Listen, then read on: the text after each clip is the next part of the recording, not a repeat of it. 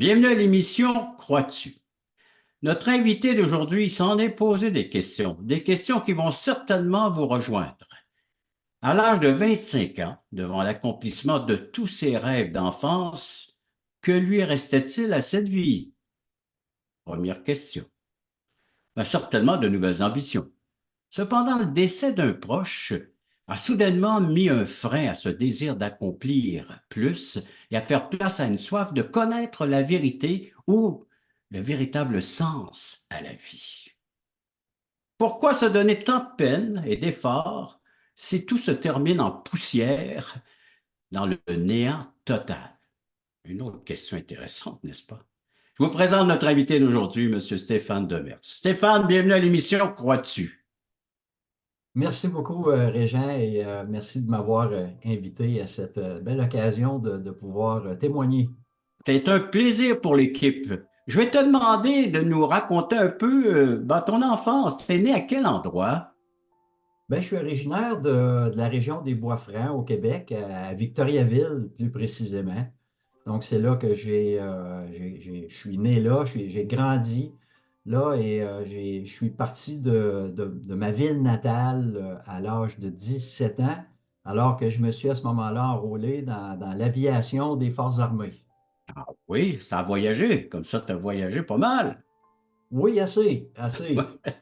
Peux-tu nous énumérer? Raconte-nous cette histoire là, de l'aviation, mais juste avant quand même, ton enfance, comment s'est passée ton enfance dans les Bois-Francs?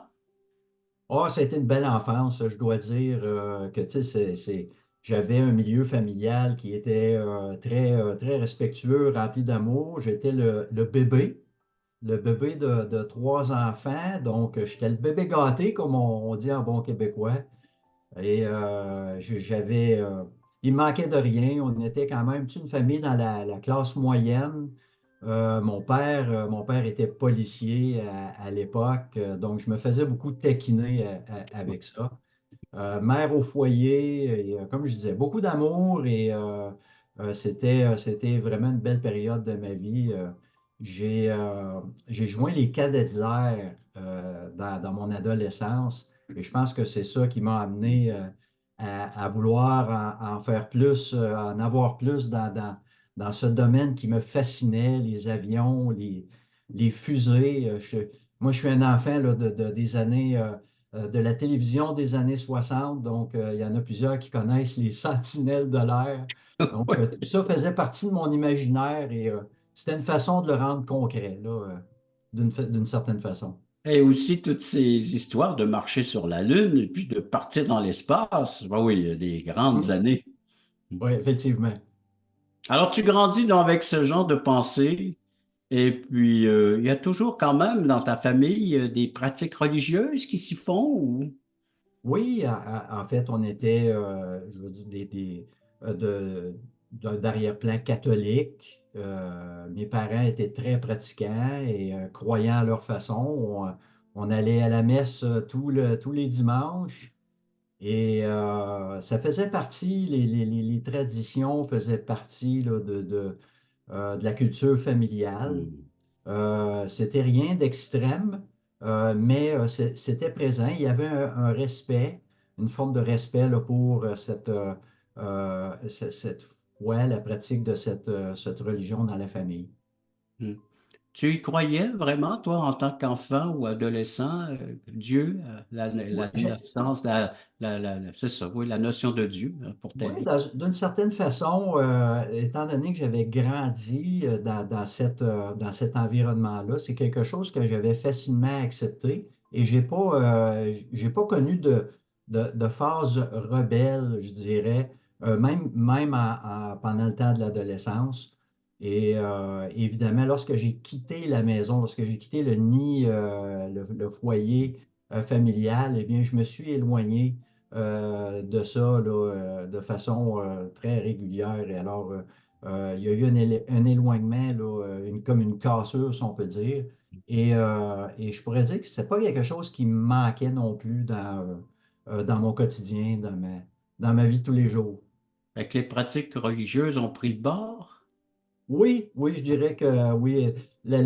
toutes les activités autour de la formation militaire. Il y avait autour de ça une vie sociale très active, les parties avec les amis et tout ça. Donc, C'est ce qui a pris le dessus, c'est ce qui a pris la oui, place. oui, oui, effectivement.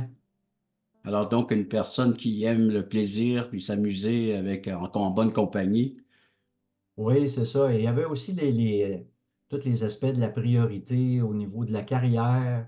Et à un moment donné, évidemment, il y a eu les fréquentations. J'avais une copine qui a amené un mariage éventuellement.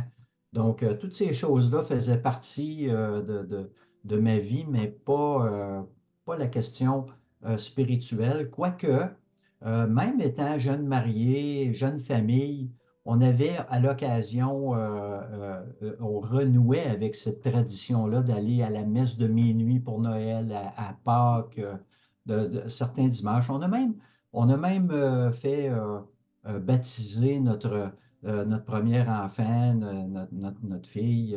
Donc, ça a été quelque chose qui était quand même là, mais qui n'était pas, qui faisait pas partie du quotidien. était par tradition, Oui, effectivement. par culture, comme tu as si bien Oui. dit. Mhm.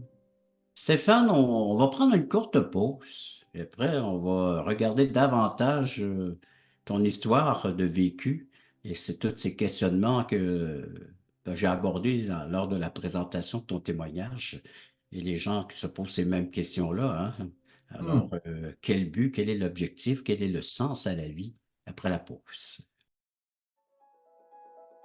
Vous rappelez-vous du temps où vous étiez dans ce monde totalement perdu, quand Dieu vous cherchait? Vous souvenez-vous de la joie ressentie au moment où vous êtes passé de l'ombre à la lumière, quand votre raison de vivre par l'amour de Dieu est devenue claire? Allons, levons les yeux, montons sur la montagne pour conquérir. À la gloire de Dieu et au salut des âmes perdues, il est temps de célébrer notre foi.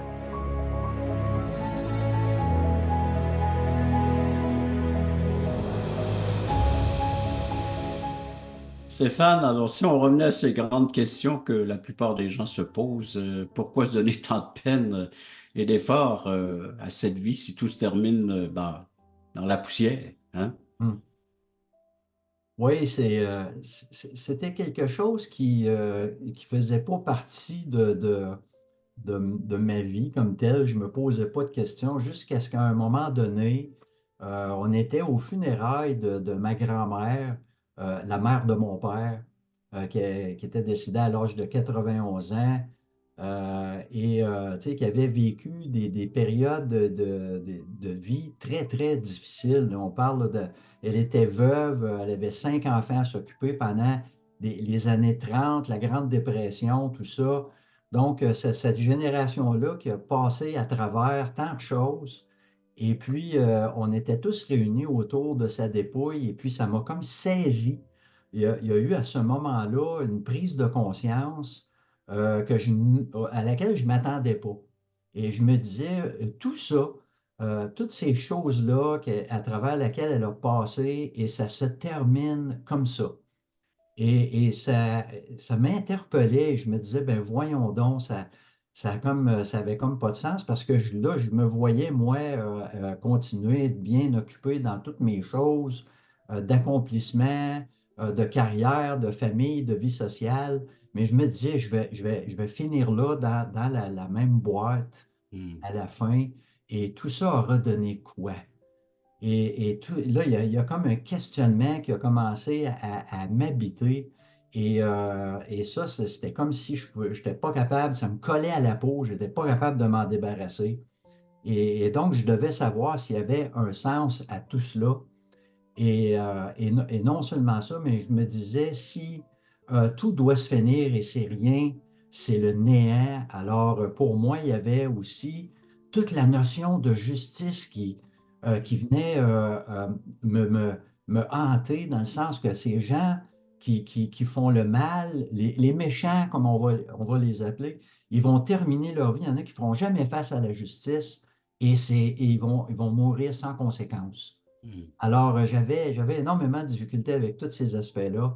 Et c'est là que je me suis mis à chercher. J'avais une soif de connaître et je me disais, il y a réellement un sens. Il faut qu'il y ait un sens, sinon, pour moi, c'était comme un peu décourageant.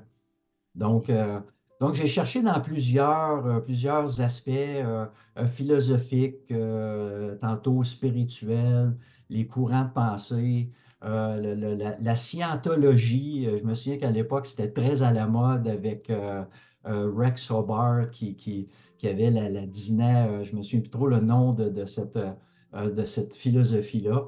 Et tout cela était intéressant, mais ça me laissait toujours un vide intérieur. Il y a certaines choses qui pouvaient faire du bien, mais il y avait toujours cette question fondamentale-là. Quel est le sens à tout ce qu'on accomplit? Et à un moment donné, je pense que c'est un retour aux sources. Je suis allé voir l'aumônier militaire et je lui posais des questions par rapport justement à, à- à ce qui était pour moi un peu la tradition, la foi catholique que j'avais, les questions par rapport à Dieu, le ciel, l'enfer, le diable, les anges. Et les questions étaient très évasives. Les réponses étaient évasives Hmm. et n'arrivaient pas à vraiment coller à ce que je cherchais comme réponse. Et je me suis dit, peut-être que je serais mieux de relire ce livre que j'avais. Ça, c'est l'exemplaire ma première Bible que j'avais reçu au secondaire parce qu'on suivait la formation, ce qu'on appelait la science religieuse, qui était un peu un reboot du catéchisme avant les années 60. Et là, je me suis mis à relire les textes. Je vais recommencer au début. On va lire à partir du début. Je lisais dans Genèse, évidemment, au chapitre 3, où Dieu explique à Adam, à cause de sa désobéissance, que le sol est maudit et il dit que c'est à la sueur de front que tu mangeras du pain jusqu'à ce que tu retournes dans la terre d'où tu es venu, car tu es poussière et tu retourneras poussière. Alors, c'était comme un peu la claque dans la figure, encore une fois, Hmm. ça me faisait peur. Je dis, on n'était rien, on retourne à rien.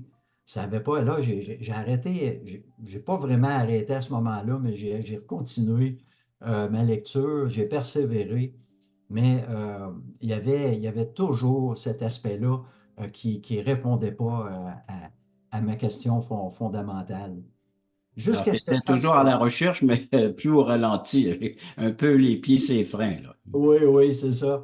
Donc, et là arrive, je me disais à ce moment-là, s'il y a vraiment une réponse dans cet univers et ce Dieu auquel on m'a parlé toute mon enfance, alors je me disais, il doit être capable de me répondre.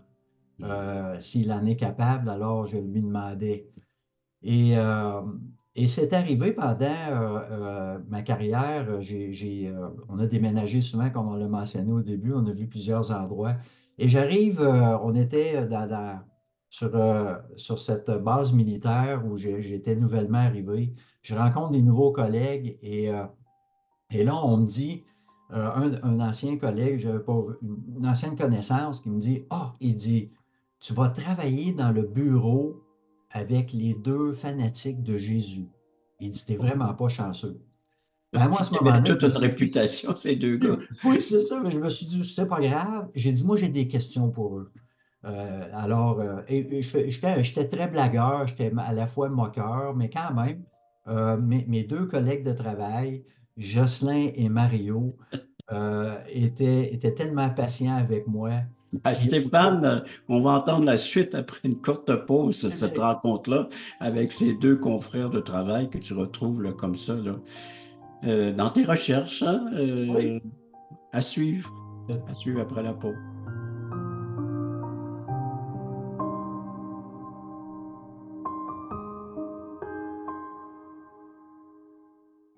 Le voici, ce merveilleux cadeau. Nous vous offrons un livret d'environ 20 pages qui a comme titre Passeport pour le ciel. Très bien illustré. Un enfant le pourrait saisir, comprendre la portée du message. Nous vous l'offrons tout à fait gratuitement, sans aucun déplacement de votre part. Vous pouvez nous appeler, vous pouvez aller sur notre site croatu.ca, faire des demandes, mais il sera livré à la maison, chez vous. Alors donc, juste en faire la demande, et il sera livré gratuitement à la grandeur du Québec, grandeur du Canada, à tous ceux qui voudront le recevoir, qui va vous expliquer comment avoir un passeport pour entrer au ciel, et cela pour l'éternité.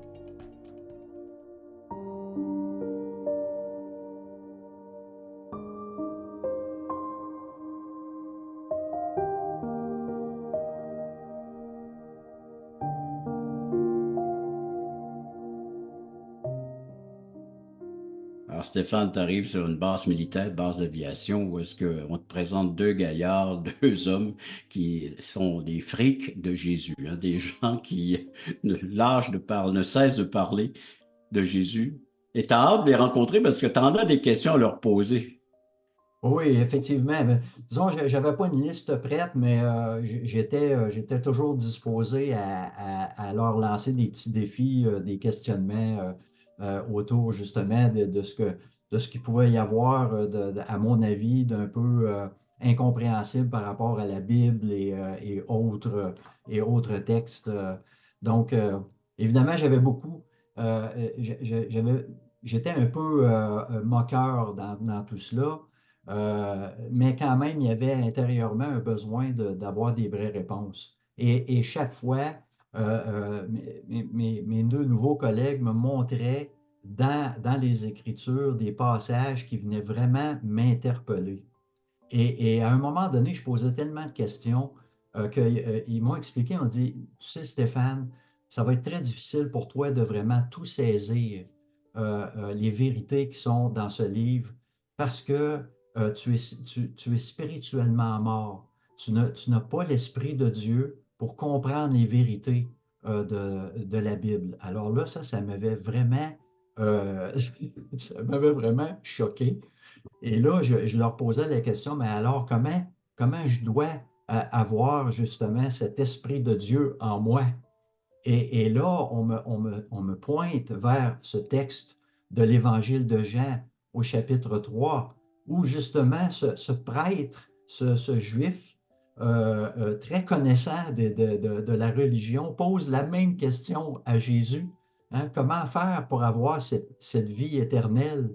Et Jésus qui lui répond dans Jean chapitre 3, verset 3, hein, à moins qu'un homme naisse de nouveau, hein, il ne peut voir le royaume de Dieu.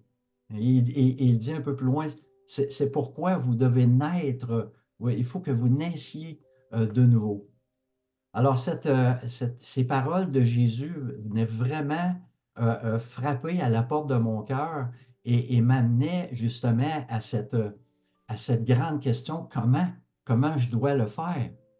Et on lit quelques versets plus loin, hein, dans Jean 3,16, hein, qui dit Jésus qui continue d'expliquer à Nicodème, qui posait cette même question-là. Je me sentais à la place de Nicodème, dans le fond, et qui lui dit, hein, en vérité, hein, il dit car Dieu a tant aimé le monde qu'il a donné son Fils unique, afin que quiconque croit en lui ne périsse point, mais qu'il ait la vérité, qu'il ait la vie éternelle. Quiconque croit en lui. Et là, moi, je me voyais là, j'ai dit, mais moi, je suis un quiconque. Je peux avoir cette vie éternelle. Et là, je reviens auprès de mes collègues, puis là, je dis, je pense que j'ai trouvé, est-ce que c'est ça? Est-ce que j'ai compris? Mes deux amis étaient fous de joie, alors j'ai à ce moment-là fait la prière de repentance. Et ce qui est curieux, c'est que j'avais un petit signet qui était dans cette Bible que j'avais chez moi. Ce signet que j'avais depuis mon enfance. Et j'ai par réflexe pris le signet et j'ai lu cette prière-là qui était à l'endos du signet et qui disait simplement, Jésus, je veux vivre avec toi. Parce que tu m'aimes, tu as donné ta vie pour me sauver. Tu n'as pas eu peur de faire ce que ton Père voulait et de mourir sur la croix. Jésus, je veux vivre avec toi. C'était la prière que j'ai faite et tout a commencé là. tout Fait que a... t'avais le cœur du message entre tes mains depuis des années. Oui, oui, c'est ça. Et mais je devais comprendre également la raison pour laquelle Dieu avait fait cela pour moi. Et c'est quelque temps plus tard, avec cette soif-là, parce que là, j'avais cette soif de plus, d'en connaître plus sur Dieu, sur Jésus, sur le Seigneur Jésus, qui était mon sauveur, le Seigneur de ma vie, et qui m'a révélé que j'étais perdu sans son sacrifice, sans son don si précieux qu'il a fait de sa vie. J'étais un pécheur perdu, j'avais aucun espoir, j'avais aucune force pour faire ce que lui avait accompli. Et c'est à ce moment-là que j'ai réalisé la gravité de ma situation. Ce n'était pas juste un questionnement sur le sens de la vie, mais que j'étais quelqu'un de séparé de Dieu. Et comme on le lit dans Romains, c'est ce passage qui collait justement à cette réalité-là, qui dit dans Romains 3, 23, 24, hein, tous ont péché et sont privés de la gloire de Dieu. Alors là, c'est là, j'ai dit, ben, je suis dans cette situation-là. Et, hein, mais c'est la suite qui est intéressante. Et ils sont justifiés, gratuitement justifiés par sa grâce, par le moyen de la rédemption qui est en Jésus-Christ.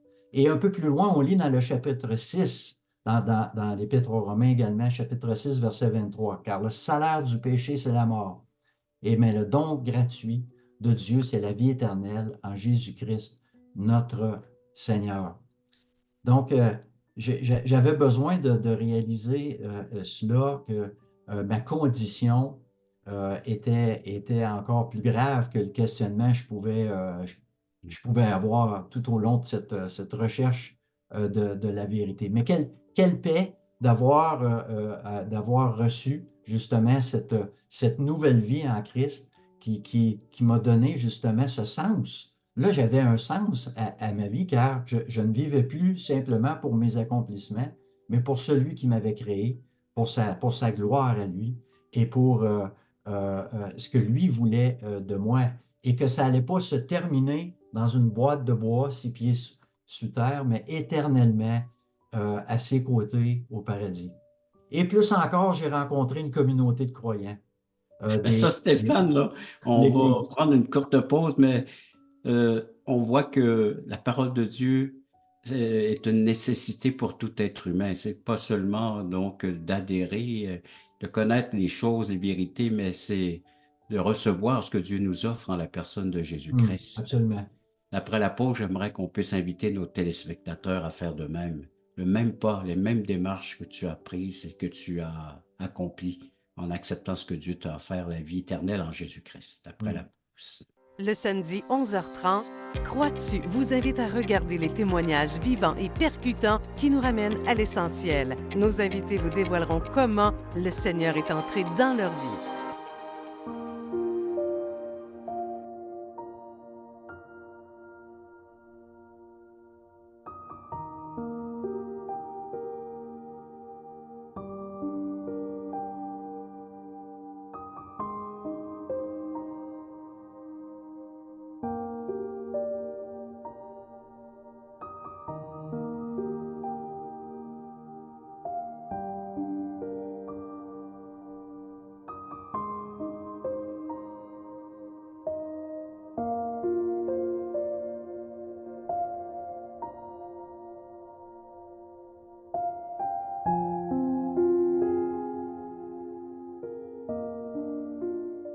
Donc, Stéphane, c'est une nécessité que Dieu demande à l'être humain. Est-ce qu'on peut rappeler cela à nos téléspectateurs? La nécessité de naître d'en haut, d'avoir une autre naissance, celle qu'on appelle la naissance spirituelle. Hmm. Oui, c'est malheureusement pas le questionnement que la plupart des gens vont se poser. Moi, j'y étais à cet endroit-là. Et je pense qu'il y a un moment, il y a un moment où il y a cette rencontre-là de soit un questionnement ou peut-être un événement qui va amener justement notre, je dirais, notre bonne conscience à s'interroger et d'avoir justement ce besoin d'aller plus loin que le bout de son nez de nos propres vies et de voir il y a plus grand que nous et cette nécessité-là de naître spirituellement. Parce qu'on on marche et on est comme des morts qui sont endormis. Faut être réveillé. Oui. Et ça, C'est Dieu l'heure du peut le faire. wake-up, c'est du réveil. Oui, c'est le wake-up. Et ça, Dieu peut le faire. Mais comme le Seigneur l'a dit lui-même, qui cherche trouve, hein, qui demande recevra. Et lorsque on a saisi cette vérité-là, par la grâce de Dieu, Dieu nous fait don justement de son esprit, de sa vie, et il répond à la demande de quiconque demandera. En tout cas, je remercie ta participation à l'émission Crois-tu, Stéphane, et puis j'encourage les téléspectateurs à faire leurs propres recherches. Ils peuvent le faire de différentes façons. Tout d'abord, d'avoir été à l'écoute de cette émission, hein, Crois-tu, et puis que Dieu l'utilise pour susciter cet intérêt chez eux. Et pourquoi pas venir nous visiter à croistu.ca. Alors écrivez-nous, appelez-nous, numéro de téléphone, venez à nos rencontres du mardi soir, les études bibliques à 19h sur le site, et Nouveau-Brunswick 20h, et puis le samedi à 9h30, il y a des témoignages comme ça sur Zoom, les gens peuvent se joindre à nous tout à fait gratuitement ou faire la demande de la littérature, entre autres le passeport pour le ciel. Alors tout ça, c'est des services qu'on offre à nos téléspectateurs, à ceux et celles qui veulent faire une démarche et aller un peu plus loin et connaître c'est quoi cette nouvelle naissance que Dieu exige et demande pour voir et pour entrer dans cette demeure céleste spirituelle avec lui pour l'éternité. Alors merci d'avoir été à l'écoute de cette autre émission. Crois-tu?